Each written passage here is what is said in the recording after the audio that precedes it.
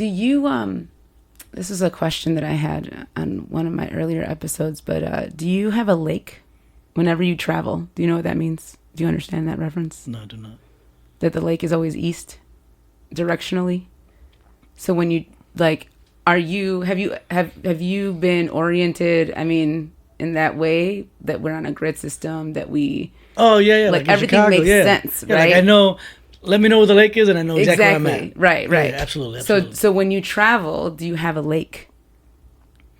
Like when you get there, are you like, okay, I need to know that this monument, park, building, whatever it is east or a certain direction? Not really. No? No, I would love You to just say get taken around? Something like that. I'm Kiki, and I'm a storyteller. Everyone has a story, and I'm here to listen. This is What It's Like to Be Here.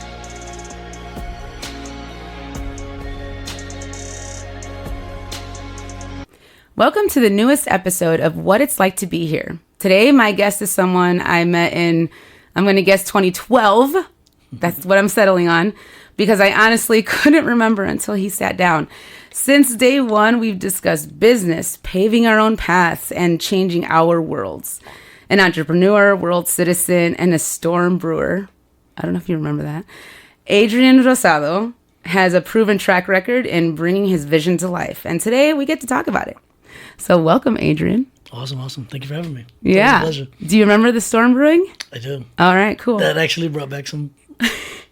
Yeah. Like we were talking about that took me back a while. There's a storm brewing in the Midwest. All right, that's where our story begins. Yeah. But when I thought of asking you on the podcast, and I just mentioned this, I remember the first time we actually sat down and really had a conversation. And I don't know who knows this, but Adrian, likes to party. I don't know if he still does, but he liked to party. And he was living with a group of really good friends, and he had invited me over to a rooftop party. I was like, okay, I'll go over. And what happened there? Because I was actually very intrigued that you wanted to sit down and talk about a vision. Can you tell me why? Why me? Yeah, actually, so now that you bring that back up as well, I remember that rooftop party. That was a really good party, by the way. It was.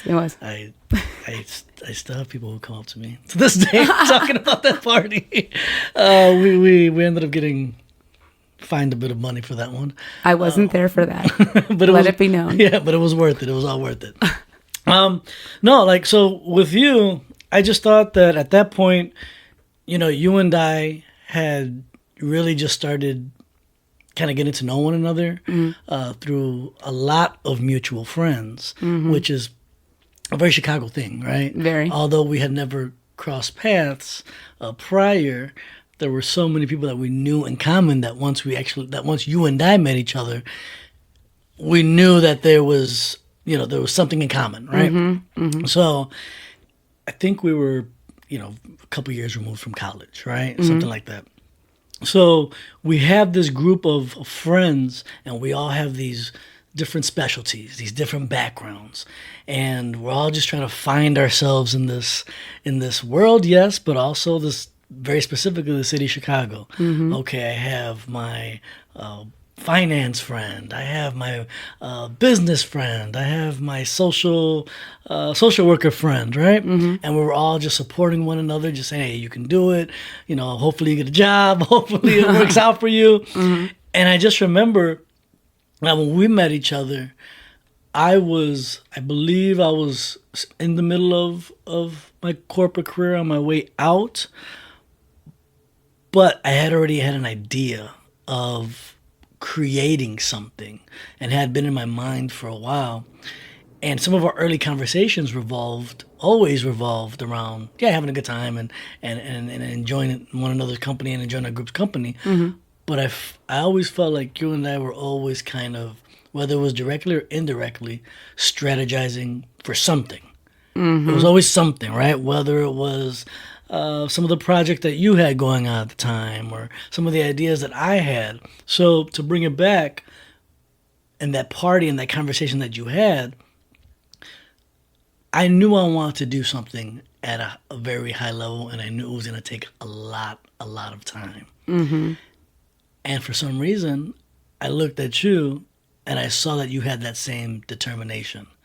And I think we were probably like, what, 25, 26 at the time. Yeah, somewhere around there. So, you know, while we still wanted to party and while still there was a lot of people that wanted to kick it and do it, and we did. But there was still that level of discipline and vision that not many of the others had. And that's not to say anything about anybody else, but at that point, a couple months later after I first met you, I had no job because I quit.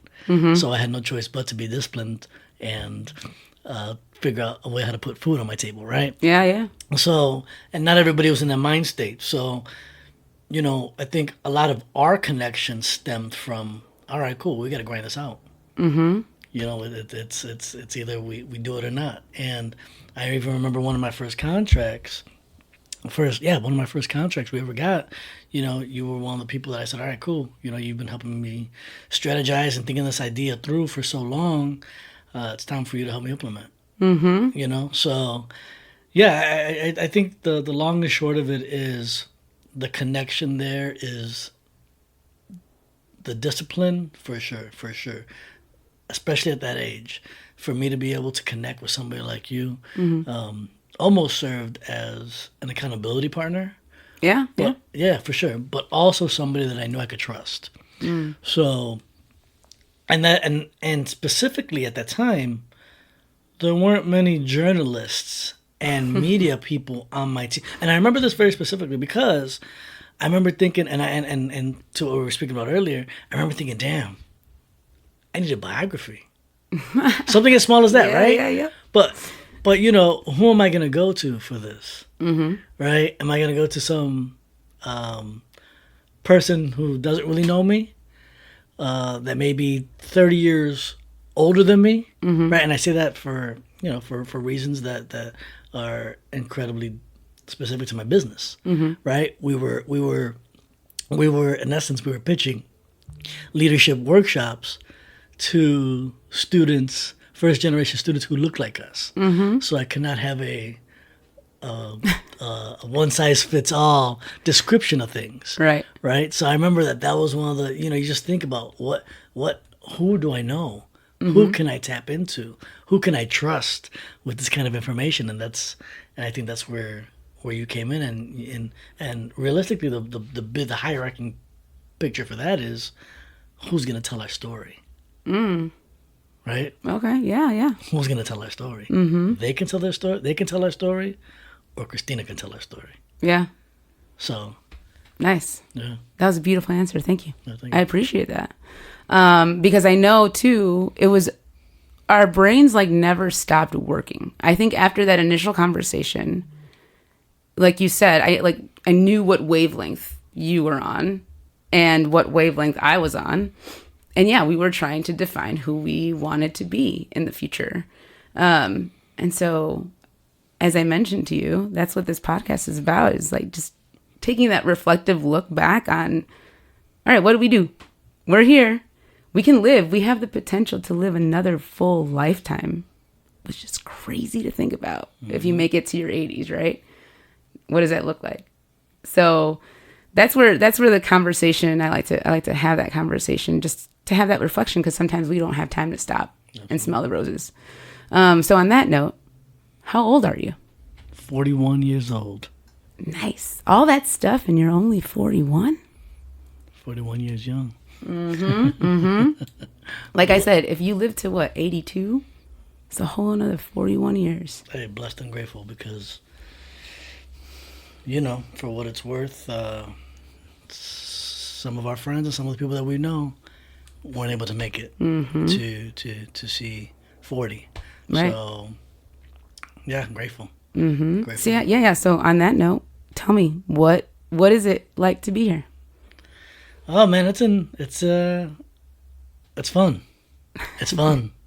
It's fun. It wasn't always fun. Nope. But now it's fun.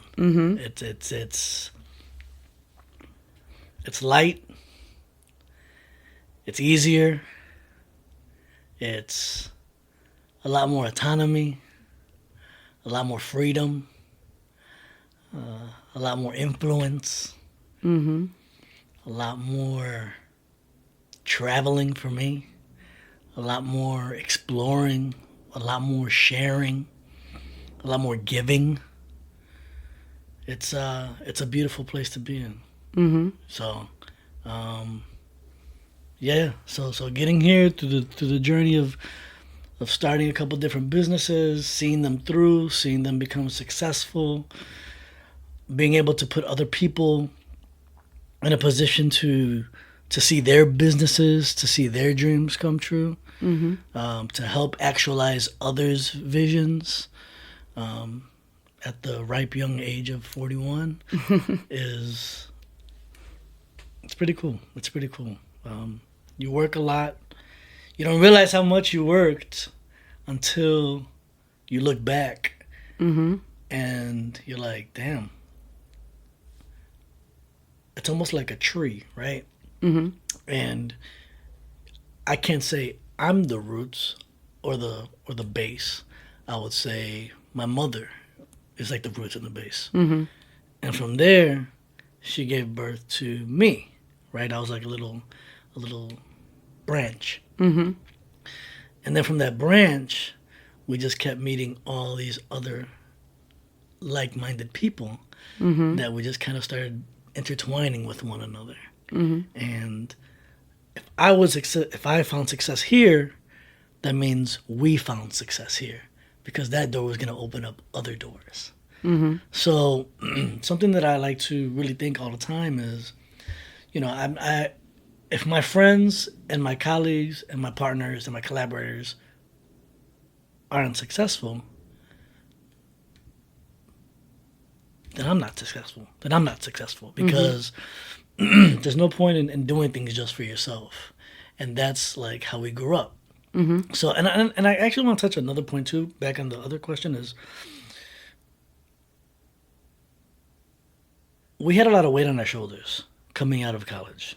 We were first generation college graduates. Yep. So back to the whole discipline part, there was a lot of weight on our shoulders in terms of, all right, cool, well, we sacrificed this so that you can go to college and do something better for not just yourself, but for the people around you.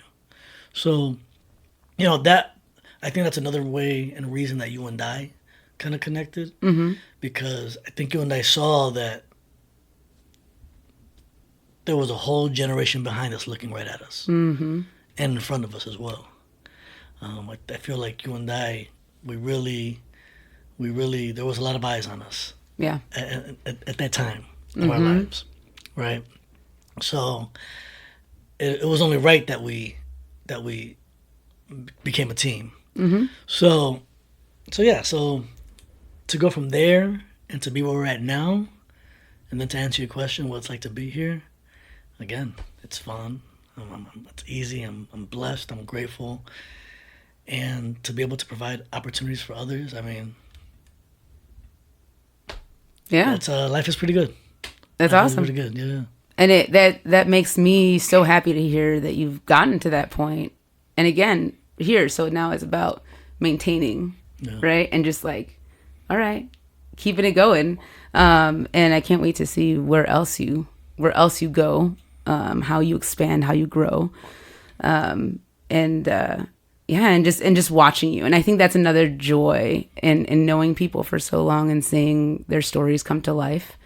Is like, man, I knew them when, and it's like, no, are they movie stars? No, it's a different type of pride to know that, like, yeah, your friends are making it.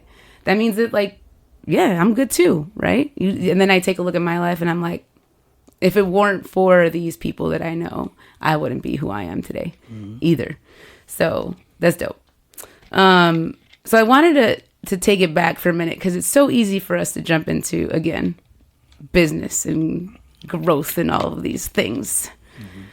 Leave the corporations aside for a minute. And they're not paying us, right? Nope, not yet.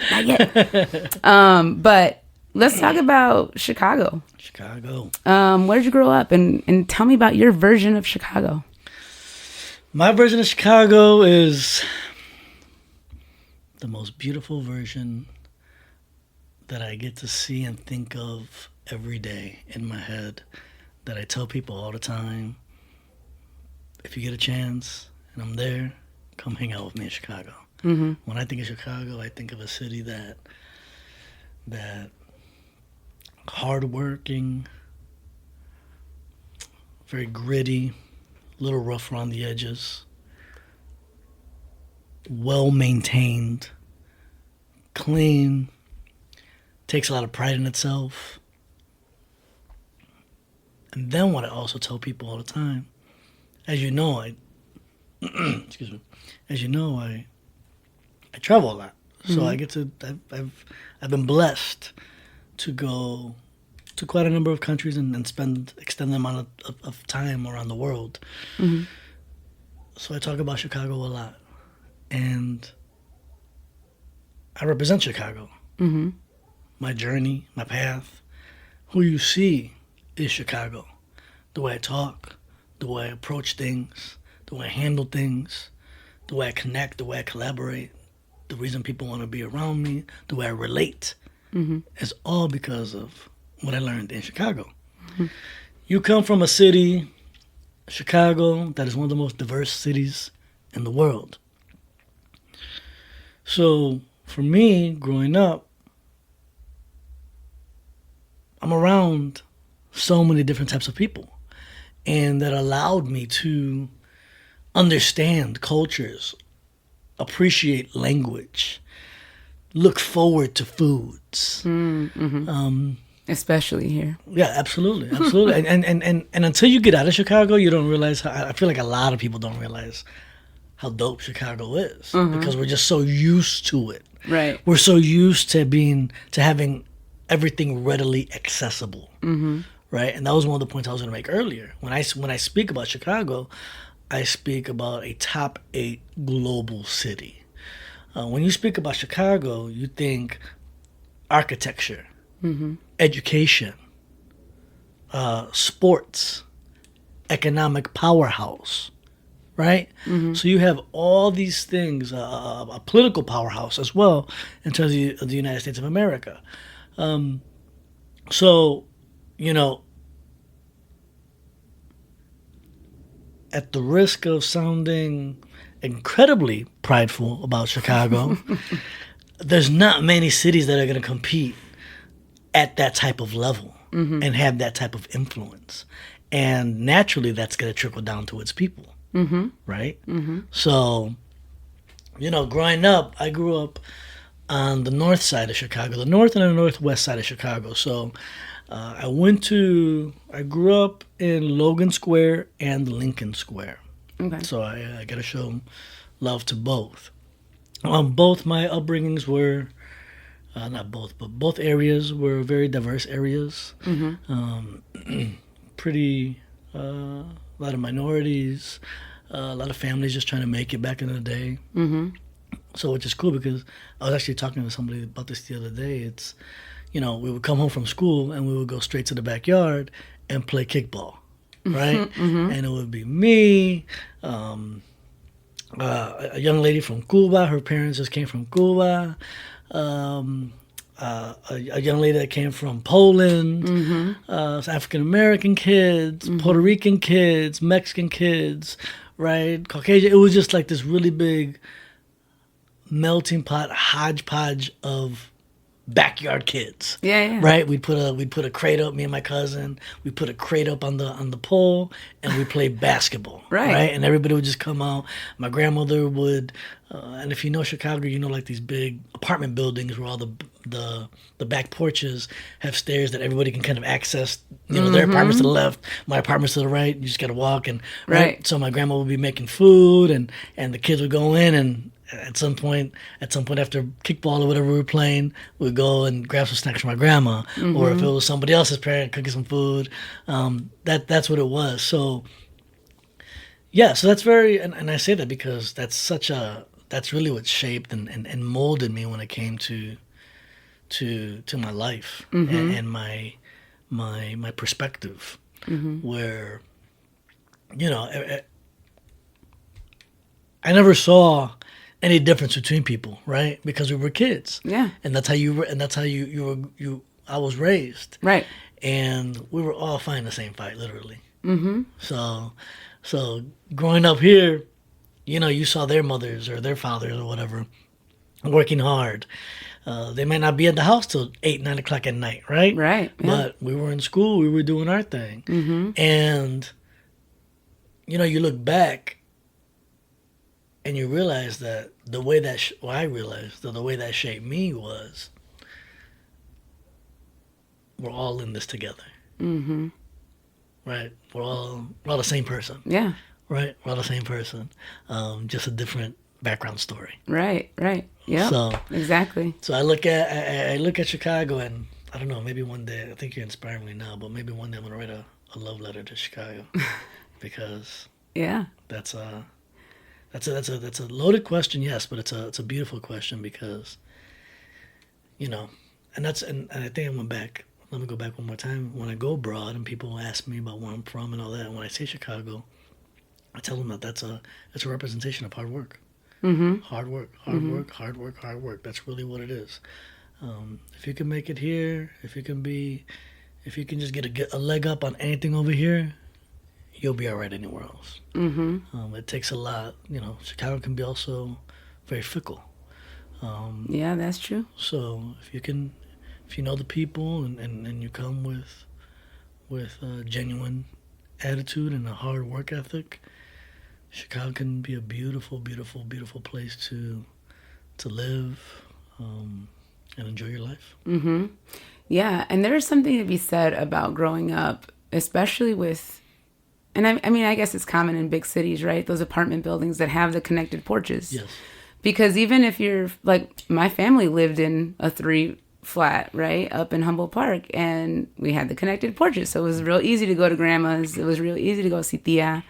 And it was very communal. Yep. You had that communal experience, and then everybody talked on the block, and everybody knew each other, and so there was a sense of community, and especially like you said on the north side, it was very diverse. I remember, being in Humboldt Park too. You have a mixture of white, black, Asian, Puerto Rican, Mexican, everything. Mm-hmm. But everybody has that one experience. And I think that's something else that shapes us, because I've been noticing just from like a generational perspective, we all had that experience of diversity of some sort, of that community feeling, of being cared for, not by our parents, but by the neighbors or your grandparents or your tias and tios, because your parents were working. I actually told my mom that. I was like, I don't think I have a memory with you until I'm like older, because she was always working. And so you learn how to be with a lot of people. You learn how to adapt to the way they are. And also at the same time, take care of yourself, because, right? Even though it's grandma, but there's certain things that you need to take care of. So she's not with you all the time. Exactly. And so now you talk a lot about traveling. You've been mentioning it a lot. Where are you spending most of your time now? Oh, well, about 6 years ago, I moved full time to Puerto Rico. Mm-hmm. So I've been spending a lot of time out there. Before that, I was spending a lot of time in China, Philippines, Chicago, obviously. But I made the move about 6 years ago to Puerto Rico, and things aren't changing. We still travel a lot. Mm-hmm. It's just now the home base is in the Caribbean. Nice. Yeah. So it's very different than being in Chicago, but very much appreciated mm-hmm. as well. Yeah, for sure. So do you find like that you, I guess, enjoy Chicago more, that like when you visit, when you come home, because you're away? Absolutely. Yeah? 1,000%. So what's like the first thing that you do when you get here? Besides see your family, like that's a given. Get a torta de carne asada. Literally. Nice. Literally. So you can ask anybody I know. From where? You want to give a shout out? I mean, sure. there's a couple places. I mean, and at this point, I don't get picky, right? I just got to make sure it's decent. Yeah.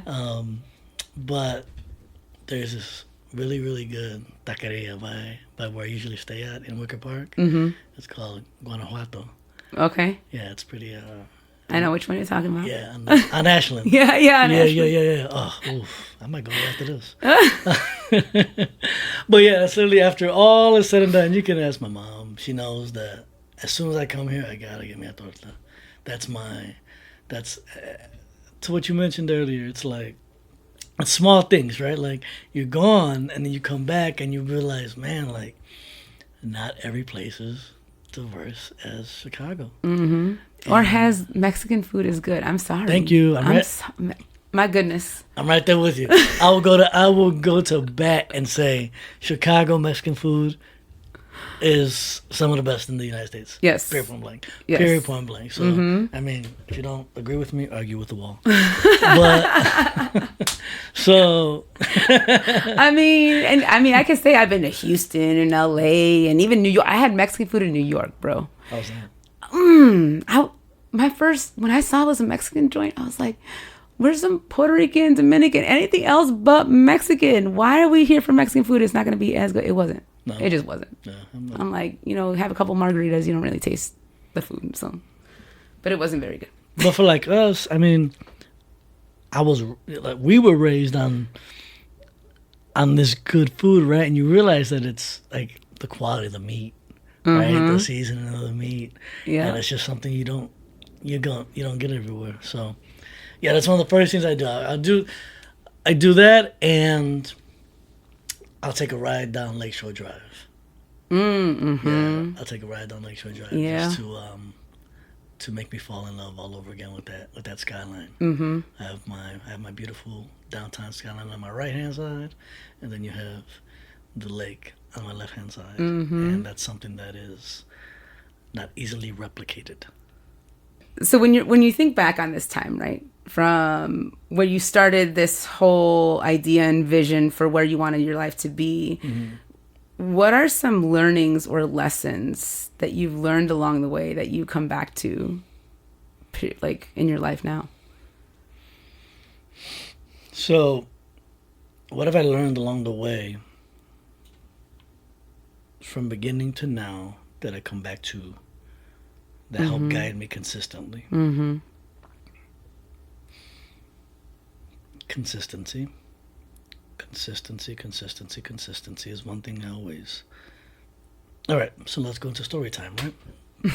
So that's what I'm here for. Now that I think about that, so all right, so I think about it like this.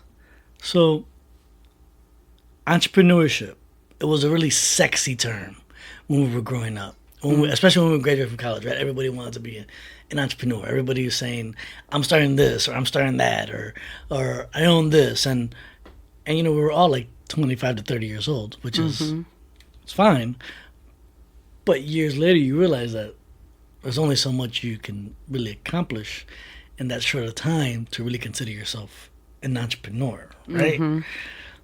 But it was such a cool term, and we were so excited to just show off that we had these degrees and that we worked really hard to get these degrees, and we're so smart, and we worked hard, and we wanted some type of validation, right? And it was so many, and not just a lot of people. I remember during that time, everybody was starting something. It didn't help that we kind of graduated during the time of like startups.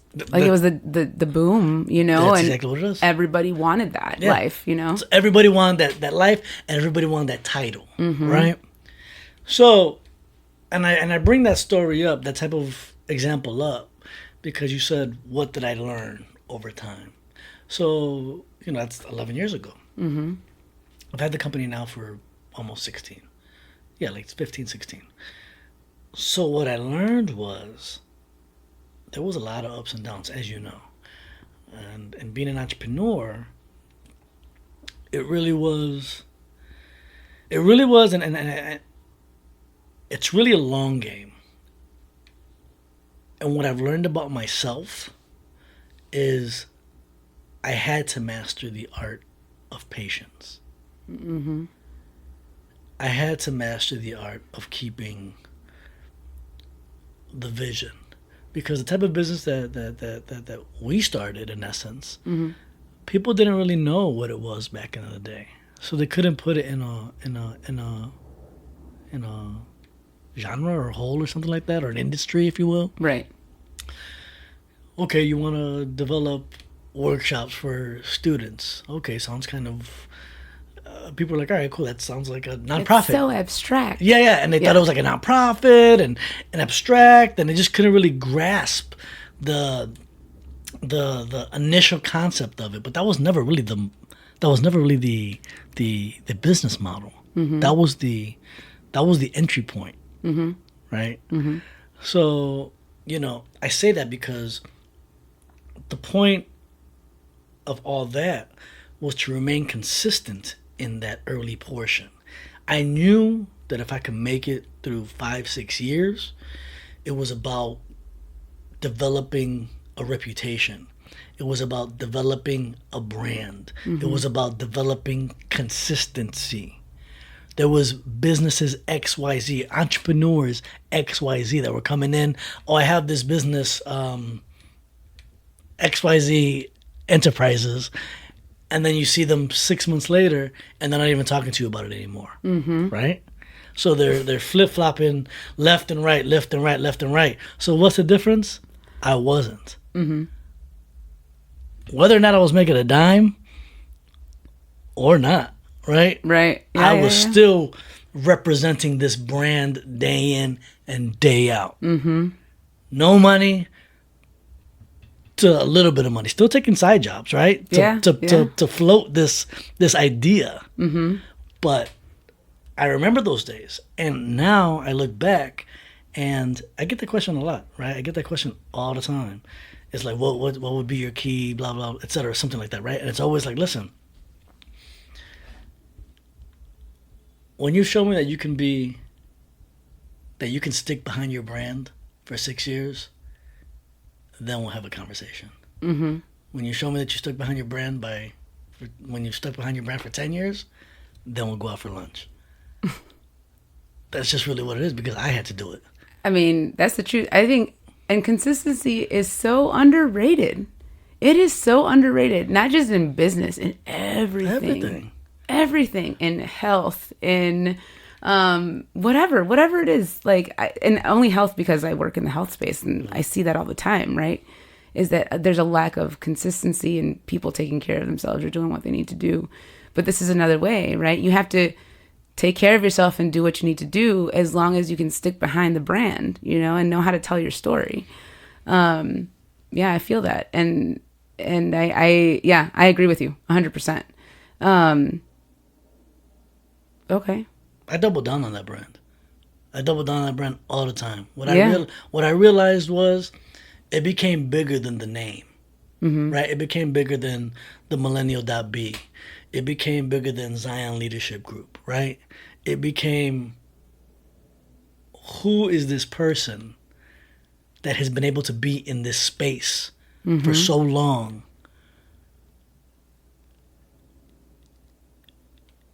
And not shift completely, but stick with that original idea and see it through, right? Then that's Adrian, right? And I say that for a very specific reason. When it became about the brand, but also about Adrian, after 6, 7, 8 years, then you're developing a high level of trust. And with trust came opportunities. Right. So, did I know that at the time? No. But I knew that there was a time, actually, I remember talking to my mom 5 years in. It was 5 years in. And I had made no money. All the money that we had made, all those contracts, all the stuff that we had been doing, they had to go back. It had to go back into the business, right? Right. Flights, things of that nature, paying people out, just putting the money back into the business. So Adrian Rosado wasn't making almost nothing. Right. And I remember 5 years in, I told my mom, I was like, listen, I think I'm gonna, maybe take and we had made some headway in 5 years. We definitely made some great headway, but it was still it wasn't enough to sustain. Right. So I remember telling him, having a conversation with my mother. And I was like, listen, I think I'm ready to get some big boy money. Right? Like I'm ready to live a specific lifestyle now, or a certain lifestyle, right? Like I think I turned like 30, 31, something like that. And I was like, all right, cool. Now it's time to. Everybody gets to that point, right? I don't know about you, but I know, like, for me, there's specific moments in life. So 25 was 21 obviously is always a big one, right? Right. Then you get your 25, and you're like, all right, cool, I'm closer to 30 than 20 now. And it didn't really matter, those middle years didn't really matter, but then 30 came, right? And I remember I didn't go out on my 30th birthday, which might be a surprise, right? But I didn't. I remember I stayed home. And again, this comes back to the discipline and the consistency portion, which people who know me know that portion of me. People who don't know me probably see me as very like jovial, just having fun, this, that, and the other. But you don't get to that point. You don't get to that part without this part. Right. So I remember my 30th birthday, and even my mom was surprised. She was funny because I was like, listen, I just wanted to stay. I want to stay at her house, and I want to just stay there and rest. And what I did that evening, I'll never forget, what I did that evening was I wrote down everything that I had accomplished up until that point, right? Which wasn't like a ton because we're still only 30, right? But people think, anyways. But I remember just writing things down, like, because this was a very pivotal moment for me. It's 30 years old. I went and got this MBA, went and got these degrees to make my family proud, to open these doors. Are we doing that? Right? It's like a check. It's like a life check. Yeah. A progress check. Yeah. And while it may not have been where I had wanted to be, the fact of the matter was I saw progression. So after having a conversation with my mother, that was around the time when I thought, listen, I might have to give this dream up. And I might have to pursue something a little bit more stable, et cetera, et cetera, et cetera. And she told me, grind it out for one more year. Grind it out for one more year, Adrian. And sure enough, I look at my business and I look at my life in like years, right? Like year 1, year 2, year 3. Okay. So I remember... Very MBA of you. Right? So I remember thinking year 6 ended up being the year. Oh, wow. So year 6 and 7 ended up being the year where you saw these new contracts coming in. You saw these 5-6 years that you put in, and now people are trusting you. You saw people reaching out for your work. So that was the validation that I had been seeking in terms of, this is incredible programming. This is stuff that we wish we had. Please see it through my lens. You're gonna want to talk with somebody like Christina Rodriguez, right? You're gonna want to talk to somebody like Vanessa Torres, Ryan Cassell, all these cool people that we would bring into all these trainings, right? Ashley Delgado, all these people that have very similar paths, and for us to create that group of college educated people of color, right? Minorities.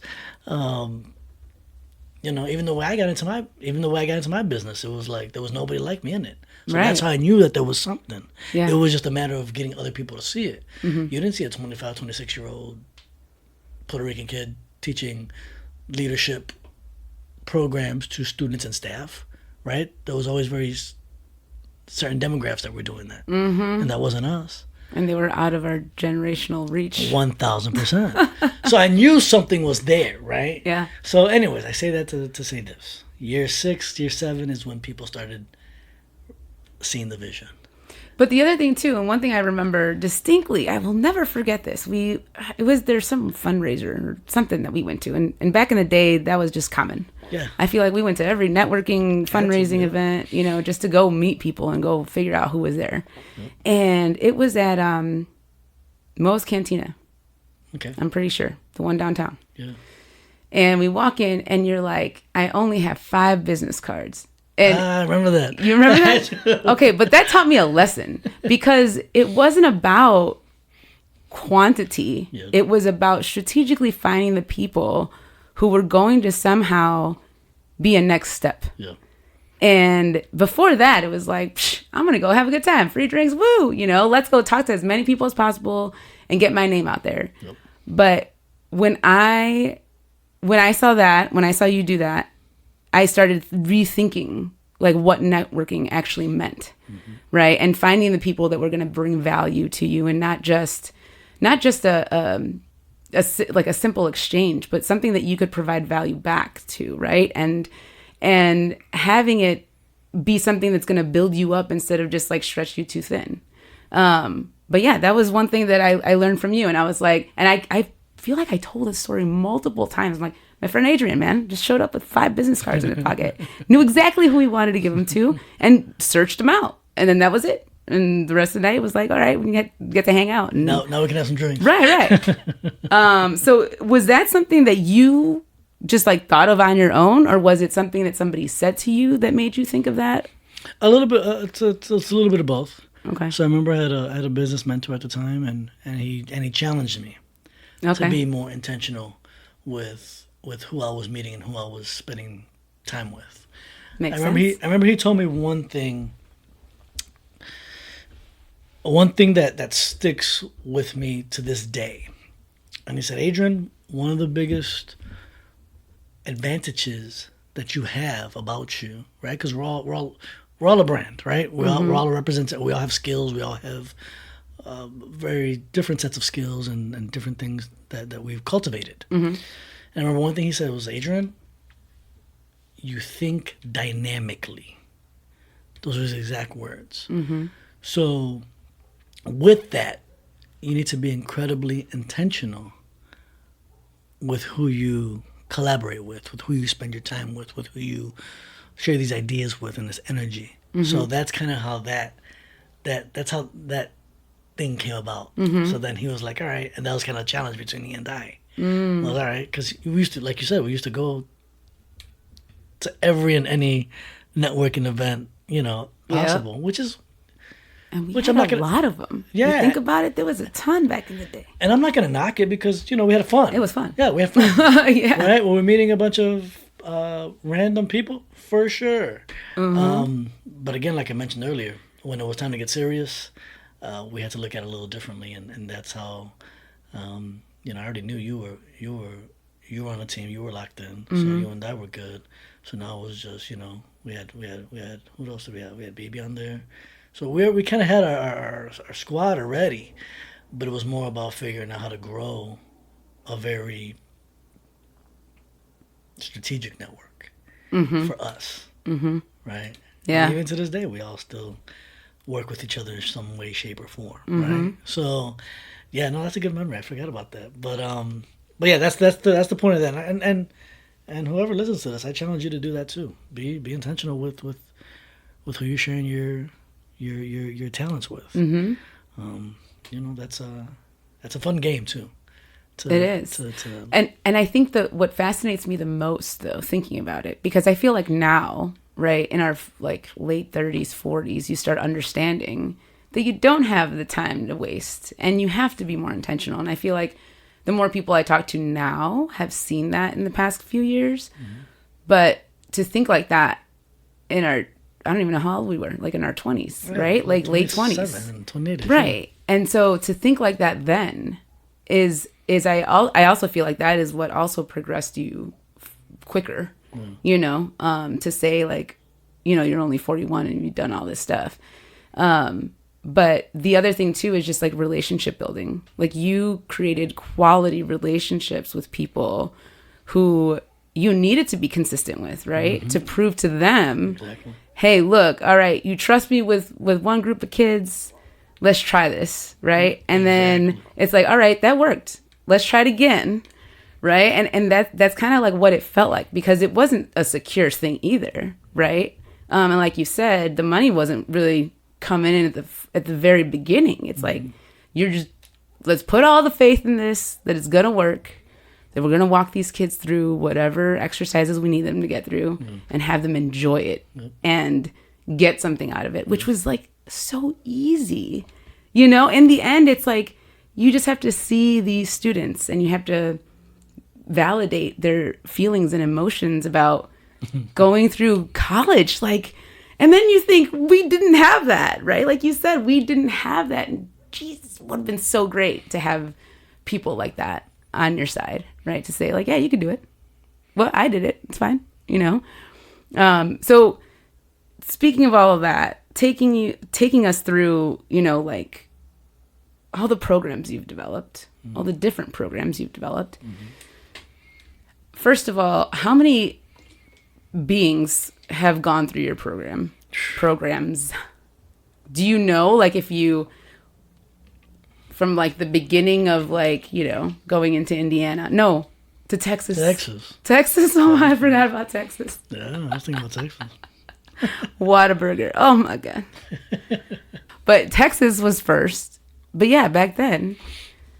Yeah, how many beings? That's a great word too, by the way, beings, because what started out as students turned into staff, turned into parents, turned into a bunch of different things. So how many beings? At this point, I'd have to say well over 50,000. That's wild. Yeah, for sure. All of our programs, well over. Now that I'm actually starting to think about it in my head, yeah, well over. Probably closer to probably 100,000. Especially these last 6 years, it's been nonstop. Big programs. So every year, how many programs do you do and how many people are on each one? So I just did my calendar for 2026. Okay. And this is going to be a very efficient year for us. Okay. So this year alone, 2026 coming up as an efficient year. I say efficient because that's what we're trying to go for. Well, you know how that goes, right? I have 17 programs with an average of about, I can't even give you an average because some of these programs are so different. Case in point, we're hosting a big program with the University of Kansas, right? That alone is going to be 2,000 students. Holy cow. So, but then we have our Puerto Rico programs that are going to be like 50 students each, right? Okay. But then we have a couple other Puerto Rico programs that are going to be like 200 students each. So on any given year, I'm saying between 3,000 and 5,000 students a year, I would say, that are just coming through our programs. Wow. Yeah. So I said efficient, right? What I learned is we can host a bunch of programs with 60 students, and that's cool. Or we can start hosting larger programs with 200-300 students, right? And now that provides a whole different dynamic. 200-300, even 500, and then I mentioned we have a 2,000 student one, right? So, but also remember that the name of our game and our secret sauce is highly curated experiences, right? So once you get to a certain number, you lose a sense of that. And at the beginning of our conversation, we spoke about reputation, brand recognition, right? People love our brand because of the attention to detail, the personalization, the direct relationships. So we're never going to lose that. I never want to lose that about any of us. That's what made you, myself, our other teammates get to this point of our lives, right? So, but we're still running a business. So how can we always streamline the business? And especially in this kind of business, how can we reach more students? So that's what we've been doing over the last couple of years is inviting multiple groups on each trip. Oh wow. Okay. Yeah, so that's how that's grown. So that's why I said I was trying to be efficient this year because I'm trying to just do I'm trying to do 17 in essence with multiple groups. I'm not trying; it's already locked in. Yeah. But I guarantee you, we're gonna end up with more programs either way. So yeah, so that keeps the team very, very, very busy, and hopefully one one of these programs, one of these days, we'll get you and the family out to Puerto Rico to help us out with one of those programs. We got to bring the OG crew back to. You'll appreciate this. So the way that the way that Puerto Rico runs, or the way that any of our things run, it's called the Global Leadership Symposium. Whether it's in China, Puerto Rico, Kansas City, California, Tampa, wherever country or place we decide. I tell people this all the time. When you see me, you see 2,000 people behind me. Because wherever we go, we're going to throw a program. Right? Because now we're written into contracts. Now we're written into grants. Okay. So that's nice, part of the growth, right? Yeah, yeah. So now Zion is written into grants. So every year I know that X amount of dollars are dedicated to us for programming. So when you see me, you're going to see 2,000 people behind me, because I know that throughout whatever year it is, we're going to be doing programming for at least that amount of students. That's already locked in, right? Wow, yeah. So I say this. Global Leadership Symposium. So yes, it's a short-term study abroad experience, right, in Puerto Rico. But what really differentiated us was we married what we started out as leadership training and development that we were just talking about for students and staff, right, with the short-term study abroad experience of coming out to Puerto Rico. So now we have students that come, all these students that we were just talking about, they all come to visit me in Puerto Rico. And we spend a week in Puerto Rico. So you can imagine, if you've been to Puerto Rico, you know that it's very much its own country, its own government. It's very much a culture shock, absolutely. Especially for people who may have never even left their neighborhoods in the United States of America, right? So we do the first 2 days, culinary experience, food, tropical rainforest, all the things that get your senses going, right? To realize that you're in a different place. You're not in Kansas anymore, right? Yeah. You're not in Chicago anymore. You're not in Indiana. You're not in Florida. You're in the Caribbean. You're in Puerto Rico. You're in this beautiful island with people who you may have never seen before, right? Yeah. So that's that first 2 days, to just get those senses going and to realize that you can be a completely different person once you've left the cocoon. Whatever that means to you, right? Right. But then the third day is when we have our leadership training day. Okay. Yeah. So that's when that becomes we tie it all together. You're not here for a vacation. We just made it seem like it's a vacation. That's how we roll, right? But this is an absolute leadership experience, an immersive leadership experience. Yeah. So then they start to learn how to brand themselves at a global level, how to connect, how to collaborate, how to network at a global level, how to pitch themselves at a global level. And that's what separates us from anybody else. Yeah. Right? That's the brand. Right? And then you're going to say, all right, cool, well, who's the head of the brand? Then they're going to look at me and they're going to say, oh, somebody who's been to 60 plus countries. There's got to be some validity behind that. Right. So, and then the next 2 days is more arts, culture, tie it all into leadership. So that's the secret sauce, right? How we married multiple programs, put it into one, and maybe you do, maybe you don't, but I don't know many other people that are doing programs like that as consistently as we are. And that's only a week? Yeah, it's 5 days. That's it? 5 days.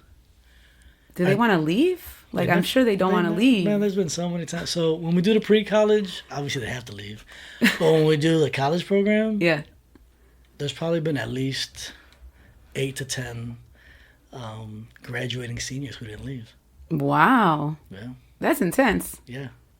That's pretty dope. Obviously, I removed myself from that, but in my head, I'm thinking, go ahead. Like, that's awesome. You know what I mean? You know, I'm like, do you. Take if you can, do it. Yeah. You're going to remember this opportunity. You're going to remember this time of your life for the rest of your life. Right, for sure. Even if you just stay there for an extra 2 months. Right. You don't have to stay there your whole life. No. But get the experience while you can. And putting yourself out there like that. To internally say, I want to try something different. Yeah. And I'm not getting back on this plane and going back to Seattle. Right? Yeah. Like I have a lot of respect for that. So I think you answered this question, but how many countries have you been to? Whew, I'm 60 plus at this point. I don't know if I had to, yeah, I would say between 60 and 70. Okay, so then never mind. Well, no. How many states have you been to? Oh, America. I was going to say more countries or more states. I'm sure it's more countries, but yeah, you blew past that one. So yeah, not that many. I mean, I've been to a lot of states. I don't know, maybe probably like 30, 25. whatever, that was lame too. I'm not going to put that in there. I'm going to cut that Yeah, out. I'm like, America? All right, so I was like, I don't want to go half these damn I don't places. care. Yeah, I don't care. They don't want me over there anyways. It's scarier to travel in the States than it is outside the States. I'm sorry. It's Hello. just, that's the truth. Hello. So real quick, because we've been talking for a minute, but I mean, we can keep going for hours, but talk to me about your family. Like, who was the first to migrate from Puerto Rico? And I mean, I feel like, well, this is another part of it, but maybe you can talk about it all together, because I also feel like y'all are really close knit. Mm-hmm. Well, the family especially that I've seen, right, mm-hmm. that's around. Yep. And you in your extended family, right? So you all have so many chosen individuals who have been part of your family, and I speak from like your mom's level and beyond, right? Yes, but can you talk to me? Just give me a little bit of background on your family. Yeah, grateful for my family for sure. We have a cool story, I would say. It's a very familiar story as well. Mm-hmm. So around the 19, and I just had this conversation with my grandmother maybe a year ago. Nice. I did an interview with her. Okay. Just because, I mean, as we all know, don't take your parents or your grandparents for granted, and mm-hmm. spend as much time with them as you can, and get those stories. Mm-hmm. Get those stories from them. Get those recipes from them. No, for sure, for sure. So I had this conversation, a portion of this conversation with my grandmother.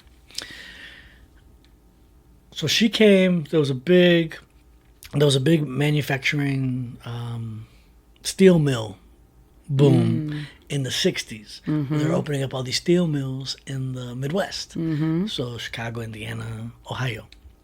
And they needed help.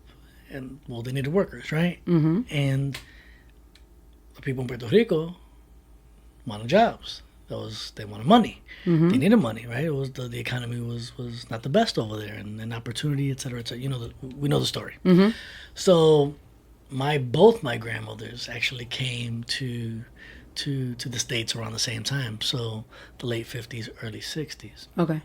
And they came for work initially. Well, one of my grandmothers came for work, and then my other grandmother came because she went to Philadelphia first to hang out with her brother, to not hang out, but to connect with her brother. Mm-hmm. And then she went to Chicago to follow my grandfather. Okay. Who ultimately ended up starting another family somewhere else. And typical stories. So she found herself in Chicago by herself. Oh. With 3 kids. Damn. Right? But she said she was going to do it. Mm-hmm. She said she was going to do it. So lo and behold, she got her stuff together, started working, met my grandfather. Okay. Who kudos to my grandfather, and shout out to my grandfather because he's no longer with us, but he took on my grandmother with 3 kids. Mm-hmm. 3 kids that were like 6, 4, and 2. Yeah. So that's says a lot about him. Yeah, for sure. So that's the man I know as my grandfather. Right? Mm-hmm. I never met this other guy, but that's how we ended up in Chicago. And I'll tell you this much, because this is a story I think about in my head all the time. My grandmother coming here raising 3 kids. I'm talking about my grandmother on my dad's side. Coming here raising 3 kids, and then a 4th with my grandfather. Not knowing the language, being being in this neighborhood, Logan Square, and I'll always remember this. Speaking predominantly Spanish, almost 100% Spanish. So when she would go out, it was hard for her to make community because of the language barrier, obviously. Mm-hmm. So I remember I was like in 3rd grade or something like that, and I would go to her house after school for food, right? Like to hang out, and she'll be cooking dinner for everybody. Chuletas, arroz, things like that. So there was always something. But I remember one day I walk in, and she's in her room, and she has these headphones on, and she's listening to those English tapes, practicing her English. And I'll never forget that, because that showed me a level of resilience that at that time she's got to be, 40-something, 50-something? It's not easy to learn a language at that point. And even, how many people do we know in the States that still don't know English, right? So they don't necessarily need to. We're just so diverse, right? Right. But for her, at that time, you would think, the early 90s, late 80s, something like that, early 90s. And just to see her pushing herself at that age to learn so that she can connect with people, that was... So I was taught resilience at a young age. Yeah. Right? Yeah. So I was taught that at a young age, not by words, but by example. So by an incredible woman who no college degree. I don't even know if she graduated high school. But she knew she needed to provide something. She wanted to talk to her grandkids and her great grandkids and stuff like that. And so then my mother's grandmother, very similar story. That's how they ended up here. Except my mother's mom, she had 10 kids. Wow. Yeah, so you were talking about extended family, how big we are. Because you met almost all of our family. Yeah. So you know how big we are. And I'm assuming that's what you were alluding to on that side of the family. All those uncles and aunts. Yep. All in the creative arts. Yep. So, so then my other grandma came. And, but the interesting part, I don't know if you knew this, that I always think is kind of, is pretty cool, is my grandmother Alicia, through the church, she was pretty well traveled for having 10 kids, and we had to obviously be part of the system. It's hard to support 10 kids, right? And feed 10 mouths plus yourself and whoever, right? But what I learned from my grandma Alicia was compassion.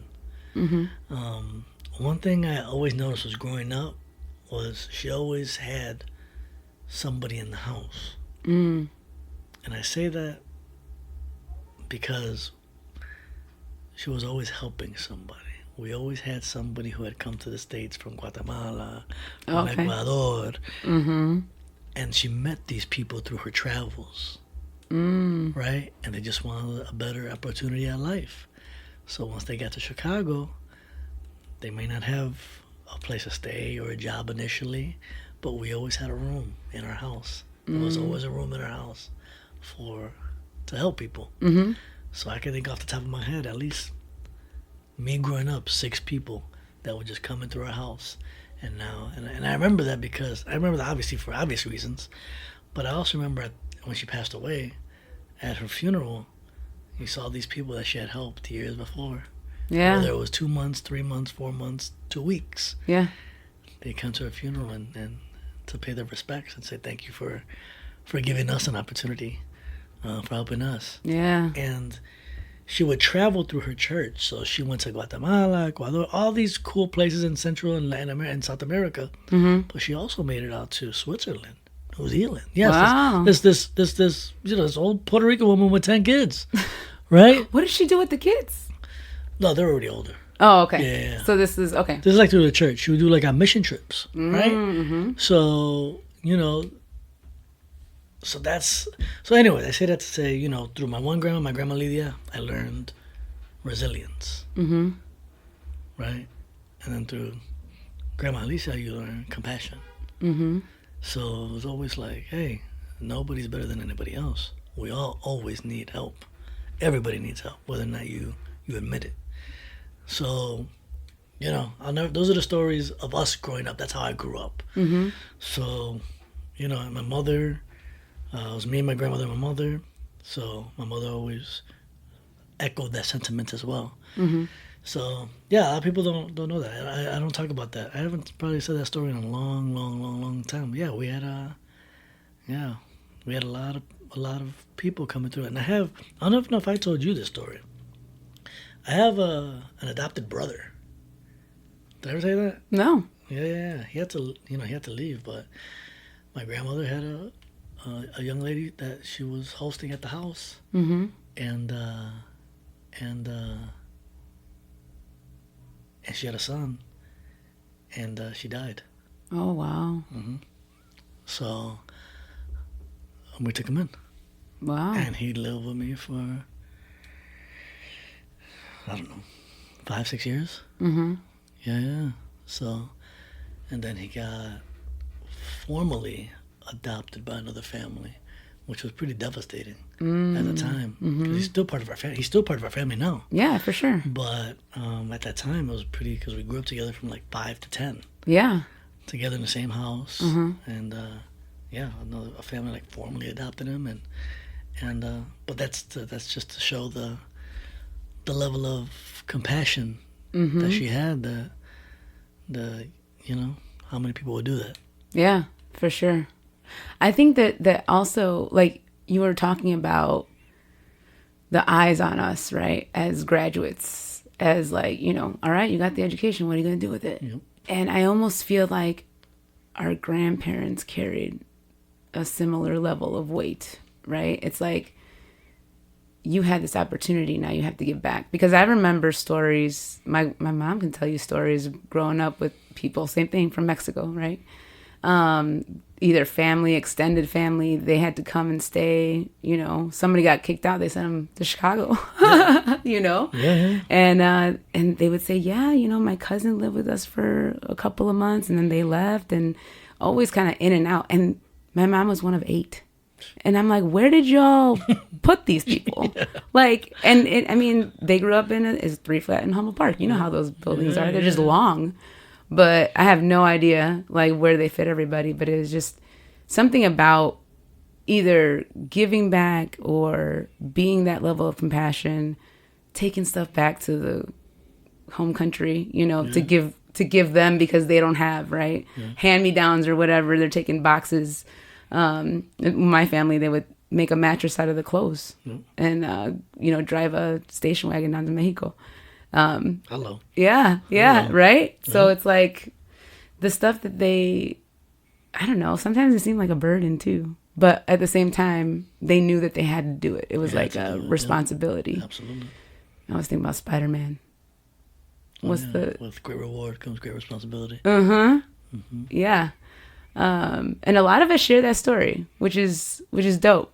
As you're talking about, especially the education portion of like the students, I'm hearing like other people that I've talked to in education saying it's very similar things, and it's almost like I think what people are going to realize is like these ways of thinking, having empathy and compassion for people spans everything, right? Like. And it takes a level to do that, especially in education, where you have kids that either in CPS, first gen, community colleges that may not come from wealth and privilege, but they're doing it anyway. Yep. They're there. They're going to show up. They're going to be consistent, and they're going to be resilient because of it. So, yeah, I don't know. It's amazing. I love hearing about all the stuff that you're doing. And we've been talking for a long time, so I'm going to let you go. Have we? You're like, this isn't long comparatively, but yeah. But thank you so much for your time today, Adrian. Especially, I know, coming in to visit, your time is limited, so I appreciate the time. Anything for Christina Rodriguez. I appreciate that. But yeah, for everybody listening, all of the information is going to be in the show notes, just because it's a lot to say. I'll have links to Adrian's information, and you can see the progress that he's making with his businesses and his experiences that he's providing to these students across the globe. So until next time. Thank you. Appreciate it. Bye-bye.